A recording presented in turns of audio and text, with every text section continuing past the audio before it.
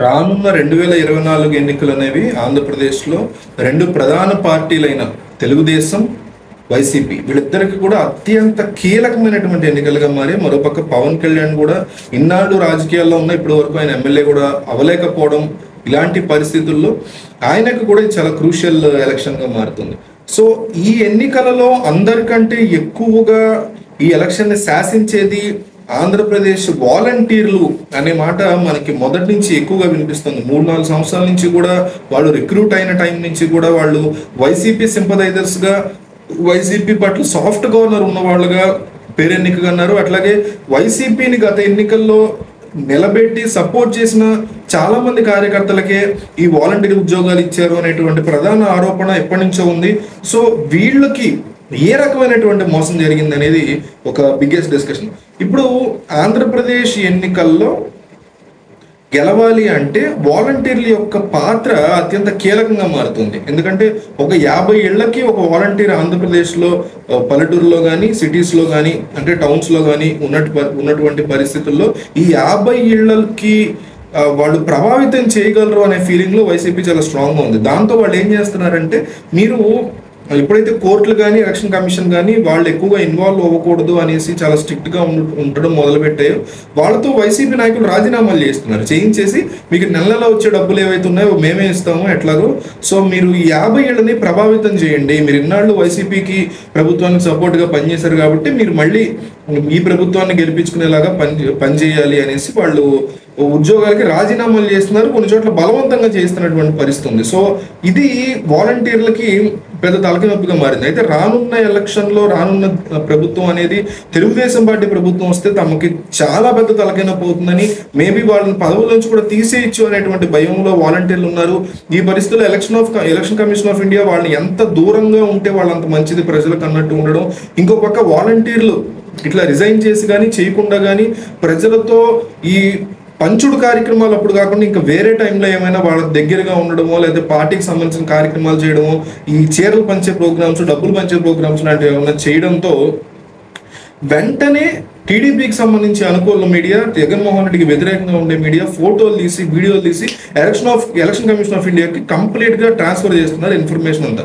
దాంతో ఆల్రెడీ కూటమిలో, బీజేపీకి సపోర్ట్గా ఉన్న కూటమిలో ఉన్నటువంటి ఈ తెలుగుదేశం పార్టీకి సంబంధించిన మీడియా కాబట్టి ఈ ఎలక్షన్ కమిషన్ ఆఫ్ ఇండియా కూడా ఏకంగా నేషనల్ గవర్నమెంట్ చెప్పినట్టుగా వాళ్ళు కూడా వెంటనే రంగంలోకి దిగి ఇట్లా చేస్తున్న వాళ్ళందరినీ పట్టుకోవడం, వాళ్ళ పదవులు కూడా తీసేయడం, ఇలాంటివి ఓవరాల్గా జరుగుతున్నాయి. సో దాంతో వాళ్ళ పరిస్థితి ఎట్లా అయిపోయిందంటే, ఏపీ వాలంటీర్ల పరిస్థితి రేపు వేరే ప్రభుత్వం వచ్చినా, తమ ప్రభుత్వం వచ్చినా తమకి ఒరిగేది ఏమన్నా ఉంటుందా ఉండదా? ఎందుకంటే గత 5 ఏళ్లుగా కేవలం 5,000 లేదా 7,000 యొక్క స్టైఫండ్ తీసుకుంటూ, అది కూడా ప్రభుత్వానికి సంబంధించినటువంటి ఒక పెద్ద పదవి కూడా కాదు, టీచర్ లాగానో గవర్నమెంట్ ఉద్యోగులాగానో ఉద్యోగం కాదు, కేవలం ఒక వాలంటీర్ అనేది డెఫినెట్లీ రేపు పొద్దున ఎవరన్నా నేను ఈ ఉద్యోగం చేశానని చెప్పుకునేటువంటి పరిస్థితి ఉండదు. మీకు రెజ్యూమేలో నేను పర్టికులర్ ఊళ్ళో వాలంటీర్గా, ప్రభుత్వ వాలంటీర్గా పనిచేసినట్టు వాలంటీర్ అంటే స్వచ్ఛందంగా చేసేటువంటిది తప్ప అది ఉద్యోగం కిందకి రాదు. అందుకే దానికి స్టైఫండ్ ఇస్తారు, శాలరీ ఇవ్వరు. కానీ ఈ రాజకీయ నాయకులు చెప్పుకోవడం, ఉద్యోగాలు ఇన్ని ఇచ్చామని చెప్పుకోవడానికి లిస్టులో తీసుకుంటారు తప్ప అది పచ్చాబద్ధం. సో ఎవరిచ్చినా కూడా. సో ఇట్లాంటి 5 ఏళ్ల పాటు నేను ఇంత తక్కువ ఉద్యోగంలో ఒక చిన్న దాంట్లో ఇన్నాళ్ళు పనిచేశానే, నేను మోసపోయాను అనేటువంటి పరిస్థితిలో ఎంతో మంది ఏపీలో వాలంటీర్లు ఉన్నారు ఈరోజు. దాని బదులు ఏదైనా ఒక ప్రైవేట్ కంపెనీలో చేస్తున్న, ఒక 5,000కే చేస్తున్న ఎక్స్పీరియన్స్ నాకు యూజ్ అయ్యేది, ఈ 5 ఏళ్లలో నాకు కాస్త బెనిఫిట్స్ వచ్చేవి, నేను కాస్త శాలరీ పెంచుకోగలిగేవాడిని లేదా పెంచుకోగలిగేదాన్ని అంటూ ఈ రకమైనటువంటి ఆలోచన ఎక్కువైపోయింది ఏపీ వాలంటీర్స్కి. సో ఎన్నికల్లో వైసీపీని సపోర్ట్ చేయడం సంగతి పక్కన పెట్టి వాళ్ళు మోసపోయాము అనేటువంటి ఫీలింగ్కి రావడం మనకి ఇక్కడ స్పష్టంగా కనిపిస్తుంది. సో ఏపీ వాలంటీర్లు రానున్న ఎన్నికల్లో జగన్మోహన్ రెడ్డి ప్రభుత్వాన్ని మళ్ళీ గెలిపించడానికి పని చేస్తారా లేదా, చేయకూడదు యాక్చువల్లీ, బట్ పని చేస్తారా లేదా అనేది క్వశ్చన్ మార్క్ లోంచి ఈరోజు అగెనిస్ట్గా పనిచేస్తారేమో అనేటువంటి భయాన్ని ఈ యొక్క ప్రధాన అధికార పక్షం అనేటువంటి పార్టీకి ఇవ్వడంలో వాళ్ళు సక్సెస్ అవుతున్నారు. ఏ పార్టీ అయినా సరే, రేపు చంద్రబాబు నాయుడు వచ్చి వీళ్ళు కంటిన్యూ చేస్తారన్నా, జగన్మోహన్ రెడ్డి మళ్ళీ గెలిచి వీళ్ళు కంటిన్యూ చేస్తారన్నా కూడా నా వెర్షన్ ఇట్లాగే ఉంటుంది.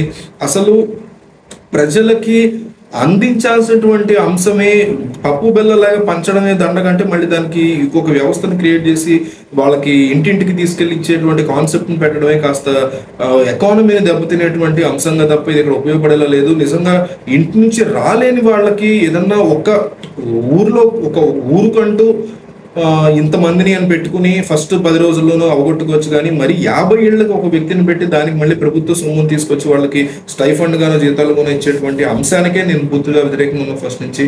బట్ ఏపీ వాలంటీర్లు అయితే ఈరోజు తాము మోసపోయాము, తాము ఈ రకమైనటువంటి పరిస్థితిని తెచ్చుకున్నాం, 5 ఏళ్ల నుంచి వేరే ఏదైనా ప్రైవేట్ జాబ్ చేసుకున్నా బాగున్నది అనేటువంటి ఫీలింగ్ ఎక్కువ మంది, అందరూ కాదు కానీ ఎక్కువ మంది ఉన్నట్టుగా మనకు కనిపిస్తుంది. చాలా మంది రెసిగ్నేషన్ కూడా చేస్తున్నారు. వైసీపీ పార్టీ ఎమ్మెల్యేలు చెప్పారను, ఎంపీలు చెప్పారను, మినిస్టర్లు చెప్పారను. సో వాళ్ళు మళ్ళీ వెనక్కి తీసుకుంటారా లేదా మమ్మల్ని ఉద్యోగాల నుంచి కూడా భయపడేలా ఉన్నారు. సో ఓవరాల్గా ఈ వ్యవస్థ మాత్రం డెఫినెట్లీ ఎకానమీని దెబ్బతీయడమే కాకుండా వాళ్ళ భవిష్యత్తుని, వాళ్ళ నిరుద్యోగ పరిస్థితులను కూడా దెబ్బతీసేయాలని మనకు కనిపిస్తుంది. సో ఈ మొత్తం వ్యవహారం మీద మీ అభిప్రాయాన్ని కామెంట్లో చెప్పండి. అట్లాగే మన ఛానల్లో నేను బ్రేకింగ్ న్యూస్లు ఎక్కువగా చేస్తున్నాను. పొలిటికల్ కావచ్చు, క్రికెట్ కావచ్చు, సినిమా కావచ్చు, వరల్డ్ పాలిటిక్స్ కావచ్చు, ఇండియా పాలిటిక్స్ కావచ్చు, ఇట్లా అనేక విషయాల మీద నేను బ్రేకింగ్ న్యూస్ చేస్తున్నాను. ఎవ్రీ బ్రేకింగ్ న్యూస్ మన ఛానల్ షార్ట్లో నేను కవర్ చేస్తున్నాను. షార్ట్స్ ఉంటాయి కదా, వాటిలో కవర్ చేస్తున్నా. అందుకని మీరు ఏం చేస్తారంటే ఈ గంట ఏదో ఉంటుంది కదా, అది కనుక మీరు ఆన్ చేసుకుంటే వెంటనే నేను బ్రేకింగ్ న్యూస్ చేసిన వెంటనే నోటిఫికేషన్ మీకు వస్తుంది. ఒక 15 సెకండ్ల వీడియోలో చేసేస్తున్నా బ్రేకింగ్ న్యూస్లన్నీ, 10 సెకండ్లో చెప్తున్నా. కాబట్టి మీరు చూస్తే మీకు వెంటనే బ్రేకింగ్ న్యూస్ వస్తుంది, మీరు వెంటనే చూడొచ్చు. మెయిన్ స్ట్రీమ్ మీడియా కంటే ముందే మన టీంకి కొన్ని స్ట్రాంగ్ ఇన్ఫర్మేషన్స్ వస్తాయి. సో వాటిని బేస్ చేసుకుని చేస్తున్నా. ఎలక్షన్స్ కూడా వస్తున్నాయి, పార్టీలు మారడం కావచ్చు, రిజల్ట్ డోస్ కావచ్చు, ఇట్లా ఎప్పుడైనా సరే మీకు బ్రేకింగ్ న్యూస్లు అనేవి సినిమాల దగ్గర నుంచి పాలిటిక్స్ వరకు, వరల్డ్ పాలిటిక్స్, స్పోర్ట్స్, ఇట్లా అన్ని విషయాలు నేను కవర్ చేస్తున్నా బ్రేకింగ్ న్యూస్లో. కాబట్టి మిస్ అవ్వకుండా మీరు ఆ గంట సింబల్ని ఆన్ చేసి పెట్టుకోండి.